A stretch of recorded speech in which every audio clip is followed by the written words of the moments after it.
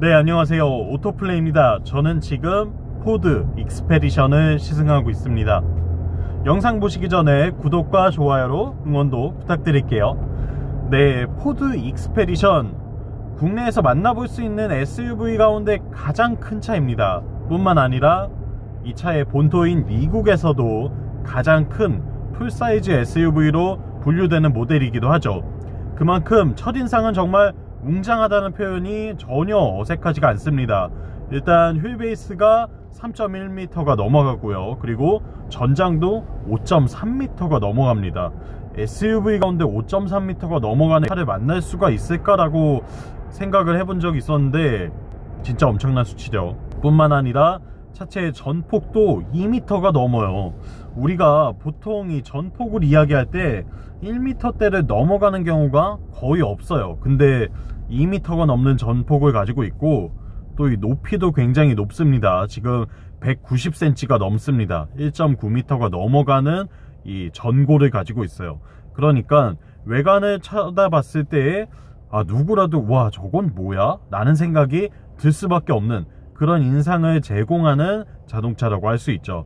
포드에서도 기암급 SUV인데요. 이 엄청난 차체 때문에 차 위에 올라타 있으면 모든 차들을 다 내려다보는 그런 시야를 갖게 되는 것도 또 하나의 특징이 되고 있습니다. 디자인 자체는 전반적으로 이 큼직큼직한 익스페디션의 특징을 잘 살려주는, 크게 기교를 부리지 않고 그냥 정석대로 만들어 놓은 이런 모습을 볼 수가 있어요. 루프 라인이라던가 기타 여러가지 실루엣 등이 뭐 그다지 막 쿠페형 SUV 만든다던가 뭐 세단처럼 만든다던가 이렇게 할 필요가 없죠. 이만한 사이즈의 이 크기를 정말 잘 표현할 수 있는 그대로의 SUV 정통 디자인을 잘 갖추고 있는 모습을 보여주고 있습니다. 헤드램프와 그릴이 이렇게 잘 연결되는 디자인을 가지고 있는데요. 그릴이 정말 커다랗죠. 그리고 이 그릴의 연장선상에 있는 것처럼 헤드램프를 디자인을 했습니다. 그래서 앞모습을 보고 있으면 마치 하나의 커다란 직사각형을 라운드로 잘 다듬어낸 모습처럼 보이기도 해요. 풀 LED 헤드램프가 들어가 있고요. 전반적으로 이 쓰인 조명 자체는 모두 다 LED 조명을 쓰고 있습니다. 첨단의 기술력을 잘 표현해주는 또 하나의 요소가 되고 있기도 하죠. 그리고 측면부를 보시면 이 차에 22인치 휠이 들어가 있어요. 우리가 22인치 휠이라고 하면 정말 커 보이고 엄청난 고성능 차량에만 쓸 것 같은 그런 사이즈인데 포드 익스페디션에 들어가 있다 보니까 뭐 이게 22인치가 맞나라는 생각이 들 정도로 저거 그냥 18인치 아니야? 라고 생각할 만큼 정말 별로 커 보이지가 않아요. 그것도 이게 얼마나 큰 차인지를 느끼게 하는 또 하나의 이유가 되기도 합니다. 22인치 휠이 들어가 있고 광폭 타이어가 장착되어 있음에도 불구하고 차가 워낙에 크다 보니까 별로 그렇게 커 보이지는 않는다는 점이 또 하나의 의외의 특징이 될 수 있고요. 그리고 사이드 스커트 부분에는 사이드 스텝이 전동식으로 들어가 있어서 도어를 열 때에만 이게 작동을 해주고요. 승하차를 굉장히 편안하게 도와줍니다. 워낙에 차체가 높다 보니까 사실상 사이드 스텝이 없으면 타고 내리기가 좀 불편할 정도인데, 근데 또 이게 고정 형태로 돼 있으면 뭐 오프로드를 간다던가 혹은 뭐 여러가지 상황에서 바닥에 닿을 수 있는 그런 문제점이 있기 때문에 전동식 사이드 스텝을 제공을 하고 있어요. 이러한 부분도 상당히 좀 고급스러움을 느끼게 하는 또 하나의 요소가 되고 있기도 하죠. 그리고 리어 디자인은 뭐 굉장히 심플합니다. 테일램프를 양 끝에 이렇게 매치하고 있고 트렁크 리드의 디자인이라던가 범퍼의 형상이라던가 모든 부분이 우리가 알고 있던 그냥 일반적인 SUV 형태를 취하고 있어요.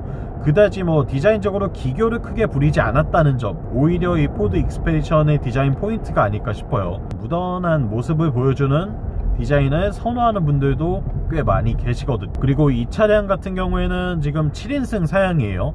1열 2명, 2열 2명, 그리고 3열에 3명이 앉도록 구성이 되어 있고요. 2열에 이 독립 시트를 제공을 하다 보니까 좀 더 성인이 탑승했을 때 편안하게 공간을 누릴 수 있다는 장점이 있습니다. 그리고 트렁크 공간 같은 경우에는 지금 3열 시트를 접지 않은 상태에서도 굉장히 넓은 수준의 공간을 제공을 하고 있어요. 여기에 3열 시트를 접고 나면 정말 굉장한 적재 공간이 생겨납니다. 이거는 뭐 트렁크 공간이라고 이야기를 해도 될 정도인가 싶을 정도로 엄청나게 넓은 공간이 생겨나요. 그래서 뭐 평상시에 4명 정도만 탑승하시는 경우라고 한다면 3열을 접어놓고 다니면 진짜 광활한 트렁크 공간을 누려볼 수가 있죠. 네, 그리고 도어를 열고 실내로 들어오면 일단은 뭐 엄청난 전폭을 자랑하다시피 실내 공간 또한 굉장한 수준의 이 너비와 폭과 높이 뭐 이런 것들을 제공을 하고 있습니다. 운전석에 앉아 있으면요, 이 차가 내가 지금 트럭에 탄 거 아닌가 싶을 정도로 굉장히 탁 트인 시야와 높은 이 전고를 자랑하는데, 센터페시아 구성 또한 굉장히 커다랗죠. 지금 뭐 에어벤트만 따져봐도 이게 웬만한 자동차의 뭐 수납함 아니야 싶을 정도로 굉장히 커다란 송풍구를 제공을 하고 있고요. 대시보드의 형상이라던가 센터페시아의 구성, 그리고 센터 터널의 너비 또한 굉장한 수준의 사이즈를 자랑하고 있습니다. 이걸 실물로 보셔야 좀 감이 오는데요. 와, 이게 이렇게 크게 만들 수 있다고? 라는 생각이 들 정도예요. 그러다 보니까 이 버튼의 구성도 굉장히 큼지막하게 되어 있는 모습들을 볼 수가 있고요. 또 알아보기 쉽게 물리 버튼이 잘 배치되어 있는 이런 구성 또한 상당히 마음에 드는 포인트라고 할 수 있겠네요. 그리고 트레일러를 연결을 할 수가 있도록 적극적으로 지원을 해주고 있어요. 트레일링 모드를 제공을 하고 있고요. 도움을 줄 수 있는 장치들을 잘 구성을 해놓은 모습도 볼 수가 있습니다. 그리고 클러스터 같은 경우에는 아날로그 다이얼 사이에 커다란 디스플레이를 넣어놨어요. 이 디스플레이 사이즈만 해도 거의 뭐 7, 8인치 정도가 되는 것 같은데, 이 디스플레이를 통해서 다양한 정보들을 제공을 해주고 있죠. 보시는 것처럼 뭐 여러가지 정보들을 이 디스플레이 하나로 모두 다 표현을 해주고 있습니다. 그리고 오디오 같은 경우에는 뱅 & 올룹슨 사운드가 들어가 있어요. B&O 로고가 박혀있는 모습을 볼 수가 있는데, 그래서 음질이 꽤 괜찮습니다. 생각보다는 이 공간을 잘 채워주는 뱅 & 올룹슨 사운드를 누려볼 수 있는 것도 또 하나의 매력 포인트가 되고 있고요.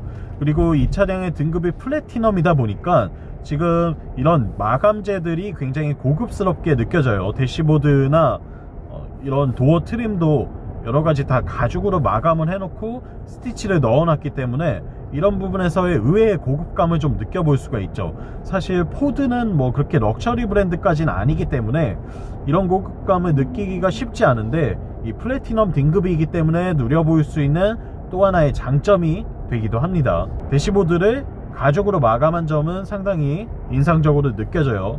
질감도 좋고요. 그리고 시트도 상당히 푹신푹신한 느낌을 전해주고 있습니다.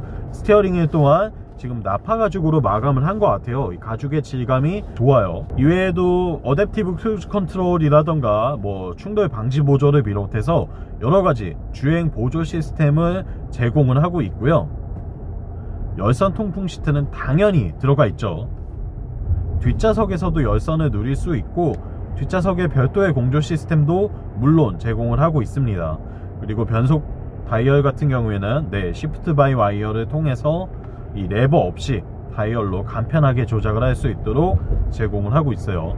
그리고 주행 모드 같은 경우에는 우리가 2륜 구동과 4륜 구동, 그리고 뭐 4륜 노후 기어까지 자체적으로 세팅을 할 수 있도록 하고 있습니다. 지금은 2륜 모드였는데 4륜 오토 모드로 바꿔놓고 다니면 자기가 스스로 알아서 4바퀴를 굴릴지 2바퀴를 굴릴지 판단을 해서 하게 돼요. 그리고 뭐 수납 공간도 정말 엄청나게 넓어요. 이게 영상에 보이실지 모르겠는데 이 암레스트의 수납 공간이 이렇게 커도 되나 싶을 정도로 거의 동굴 사이즈예요.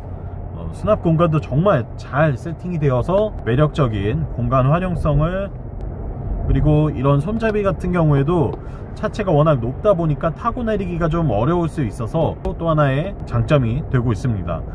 다만 아쉬운 점들도 좀 있어요. 지금 어쨌거나 아까 말씀드렸다시피 포드는 럭셔리 브랜드는 아니에요. 그러다 보니까 이 마감재들이 군데군데 좀 플라스틱을 활용한 모습들이 보이는데, 이런 부분들은 조금 아쉽게 느껴지기도 하죠. 좀 더 고급스러운 소재를 느끼고자 하셨던 분이라면 아쉽게 느낄 만한 요소가 아닐까 싶습니다.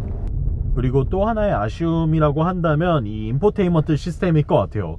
8인치예요 싱크3 포드 인포를 제공을 하고는 있지만 사이즈가 좀 작다 보니까 기존에 우리가 좀 최신의 인포테인먼트를 경험하다 보니 이건 좀 작은 거 아닌가? 라고 느낄 수 있는 그런 부분이 될 것 같아요. 그래서 이 부분은 좀 개인적으로는 아쉽게 느껴지고요. 어라운드 뷰 기능 같은 경우에는 이거 없으면 정말 주차하기 힘들거든요. 이 차는 워낙에 크다 보니까 이게 반드시 필요한데 다행히도 옵션을 포함해서 제공을 해주고 있어요. 그리고 또 의외로 이런 부분은 나무의 질감을 내서 고급스러운 소재로 마감을 해놨어요. 굉장히 오묘합니다. 이게 럭셔리 브랜드는 아닌데 럭셔리한 소재가 군데군데 쓰이긴 했는데 또 따져보니까 플라스틱들이 막 보이기도 하고 이거 어떻게 표현해야 되지? 이런 생각이 들 정도로 굉장히 잘 섞어놨어요. 이게 긴가민가 하게 만들 정도로 잘 소재들을 섞어서 사용한 모습을 볼 수가 있습니다.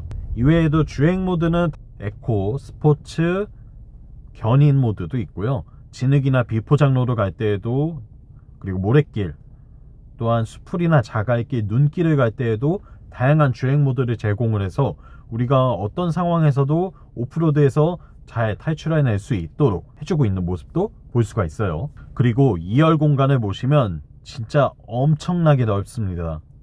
우리가 탈 수 있는 자동차 중에 2열 공간이 가장 넓은 차라고 생각해도 될 것 같아요. 진짜 광활한 수준의 공간을 보여주고 있고요. 여기에 단 2명만 앉기 때문에 탑승자들이 정말 편안하게 이 공간 자체를 오롯이 온전하게 느낄 수 있다는 매력이 있어요.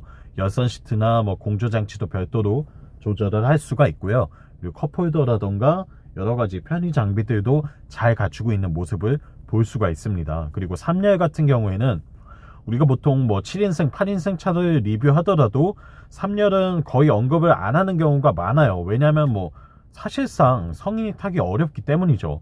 근데 이 차는 이야기가 좀 다릅니다. 3열에도 성인이 들어가서 정말 넉넉하게 앉아 있을 수가 있어요. 레그룸, 헤드룸, 폭 이런 게 전혀 숄더룸까지 부족함이 없이 성인이 탑승하기에도 전혀 무리가 없는 수준의 공간을 보여주고 있거든요. 거의 카니발이라고 해도 될 정도로 그 정도로 넓은 실내 공간을 자랑하고요. 캠핑이나 차박을 선호하는 분이라고 한다면 이 차가 정말 천국 같은 차가 아닐까 싶습니다. 그리고 익스페디션의 퍼포먼스에 대해서도 좀 이야기를 해봐야 되겠죠. 일단 이 차 거대한 크기만큼이나 이 파워트레인도 굉장합니다. V6 3.5리터 트윈터보 가솔린 엔진을 얹고 있고요. 최고 출력은 405마력, 그리고 최대 토크는 66kg 포스미터를 자랑하고 있어요. 이 엄청난 엔진의 출력을 10단 자동 변속기를 통해서 뒷바퀴를 베이스로 해서 4바퀴에 모두 다 배분해주고 있습니다. 실로 굉장한 출력이죠. 그렇기 때문에 차체가 엄청나게 큰데도 불구하고 제로백이 거의 7초 정도를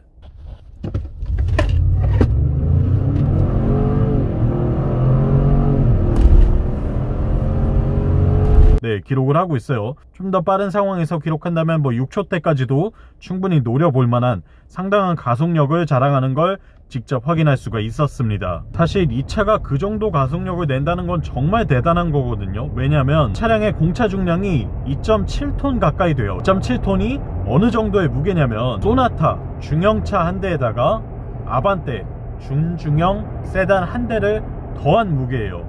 그러니까 차 2대를 포개놓은 중형차와 준중형차 2대를 포개놓은 무게가 바로 이 익스페디션 한 대의 무게입니다. 정말 엄청난 사이즈죠. 그리고 엄청난 무게죠.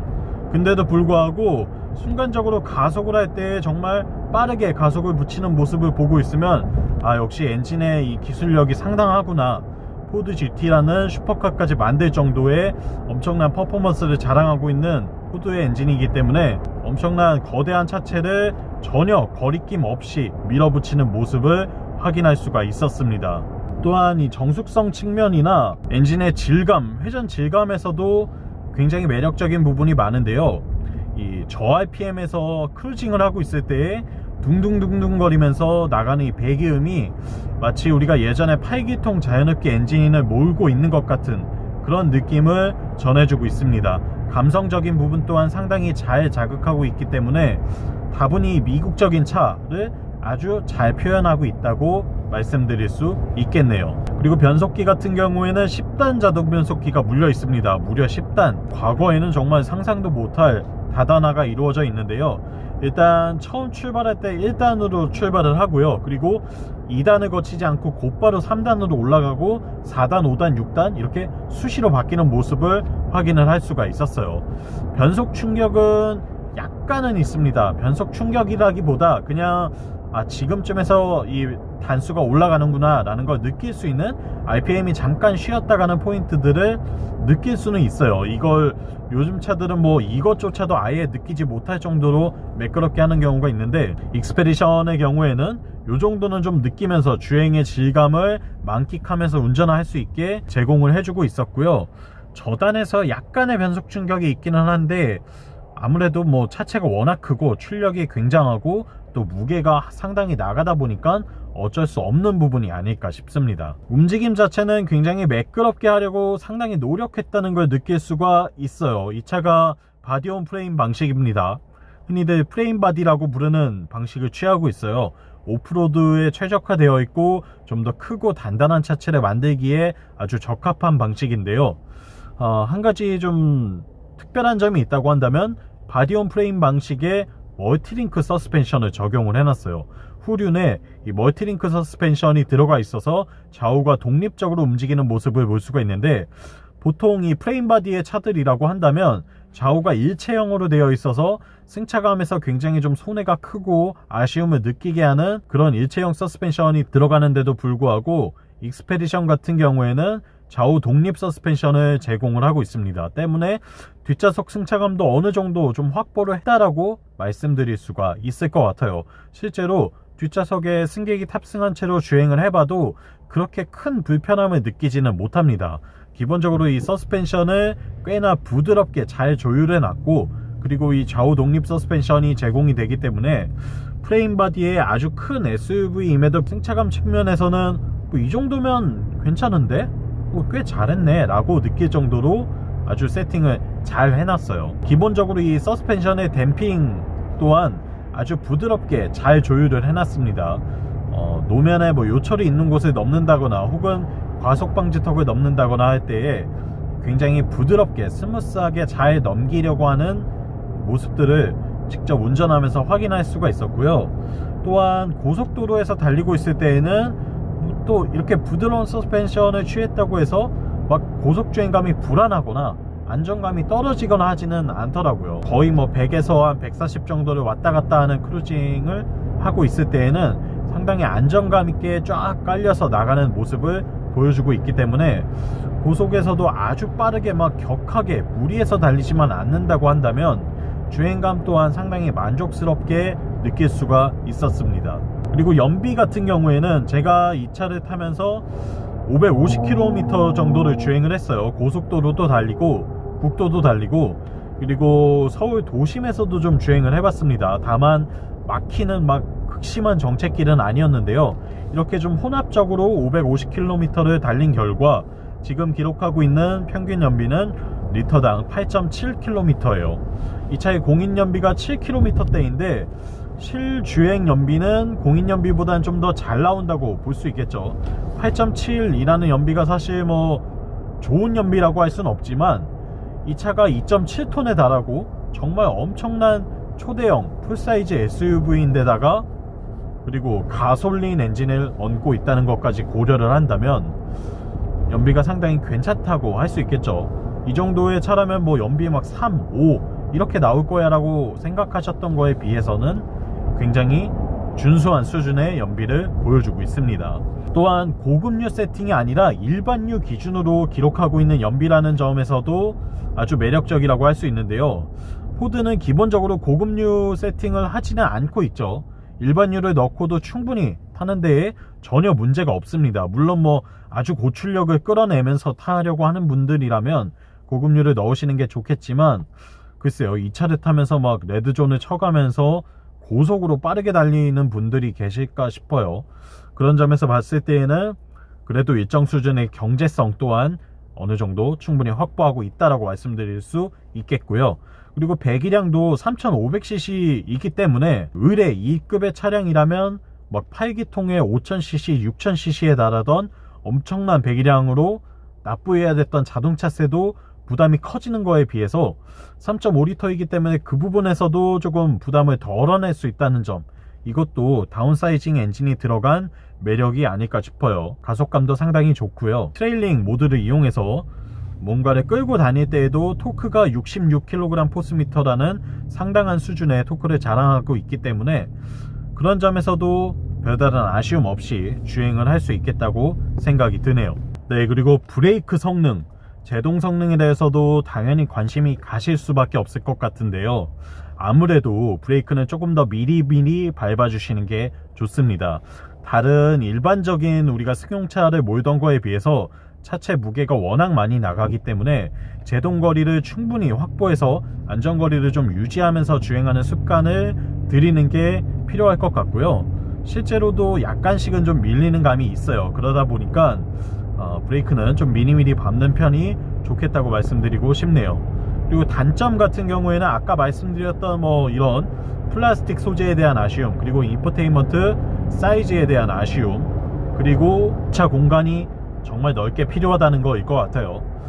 아무리 어라운드 뷰가 있고 주차 보조를 해주고 여러가지 기능들이 있다고 하지만 기본적으로 이 물리적으로 엄청난 사이즈는 어떻게 할 수가 없기 때문에 주차 공간이 충분하게 있는 곳에 사시는 분들이 이 차를 온전히 누릴 수 있겠다는 점, 요게 단점이라면 단점이 될 수도 있겠네요. 근데도 엄청난 장점들이 많습니다. 일단 주행감이 상당히 좋고요. 엔진 매력적이고 실내 공간 너무나 넓고 편의 장비도 골고루 갖추고 있어요.